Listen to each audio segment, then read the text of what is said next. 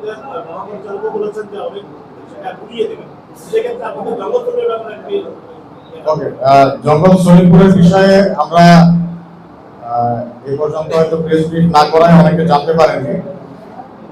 জঙ্গল সলিমপুরে র্যাবের উপর হামলা এবং র্যাব সদস্য হত্যা যে মামলা হয়েছে, সেই মামলার এখন পর্যন্ত আমরা 10 জন আসামিকে গ্রেফতার করেছি এবং এই 10 জনই প্রত্যক্ষভাবে জড়িত ছিল এবং বাকি আসামিদেরকে আইনের আওতায় আনার জন্য আমাদের এই অভিযান চলমান রয়েছে এবং ভবিষ্যতে যখন সিচুয়েশন যেটা ডিমান্ড করবে সেই অনুযায়ী সেখানে অভিযান পরিচালনা করা হবে।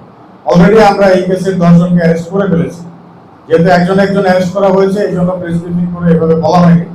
আর সর্বমোট আজকে জানাচ্ছি সর্বমোট 10 জনকে অ্যারেস্ট করেছি এবং তাদের যাকেই আমরা পাচ্ছি এই ঘটনার সাথে জড়িত ছিল আসামি, সেই আসামিকে আমরা গ্রেপ্তার করার জন্য সর্বোচ্চ সচেষ্ট রয়েছি এবং অন্যান্য আইন শৃঙ্খলা রক্ষাকারী বাহিনীও এই বিষয়ে অত্যন্ত সচেষ্ট রয়েছে।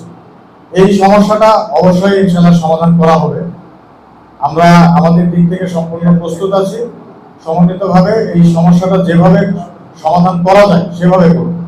তবে এখানে একটা বিষয় আছে, আমরা একটা দুঃখজনক বিষয় আমি দেখেছি, সন্ত্রাসীদেরকে ইয়াসিন সেও একটা প্রেস ব্রিফ করেছে। এটা অত্যন্ত দুঃখজনক, সন্ত্রাসীদের কাছ থেকে প্রেস ব্রিফিং নেওয়া। তো সে সেখানে কিন্তু অনেক মিথ্যে কথা বলে জনগণকে ভুল বুঝিয়েছে এবং নিজেকে সে ভালো প্রমাণ করার চেষ্টা করেছে। তো এই ধরনের সন্ত্রাসীরা আসলে কোনো পলিটিক্যাল দলের না, তারা সব সময় চেষ্টা করে যে দল ক্ষমতায় থাকে তাদের কাছে যাওয়ার চেষ্টা করে। তো এই ইয়াসিনের বিরুদ্ধে আগে যখন আওয়ামী লীগ গভর্নমেন্ট ছিল তার কিন্তু আওয়ামী লীগের ব্যানার দেওয়া ছবি আছে। এরপর জুলাই আন্দোলনের পরবর্তীতে সে বিএনপির ব্যানার দিয়ে ছবি তুলেছে। আবার সেদিন ঘটনার পরে দেখলাম যে সে পিছনে বয়কট বিএনপি লেগে একটা দিয়েছে। তো এদের আসলে কোনো নীতি নেই এবং সে জনগণকে একটা ভয় দেখিয়ে রেখেছে যে আমরা সবাই তাদেরকে ধরে নিয়ে আসবো বা এই ধরনের একটা ভয় দেখিয়েছে। জঙ্গল সলিমপুরের যারা সাধারণ অধিবাসী, সাধারণ নাগরিকদের সাথে আমাদের কোনো শত্রুতা নেই। তারা দেশের অন্যান্য নাগরিকদের মতোই সাধারণ নাগরিক, তাদের সাথে আমাদের কোনো শত্রুতা নেই। আমাদের টার্গেট শুধুমাত্র সন্ত্রাসী।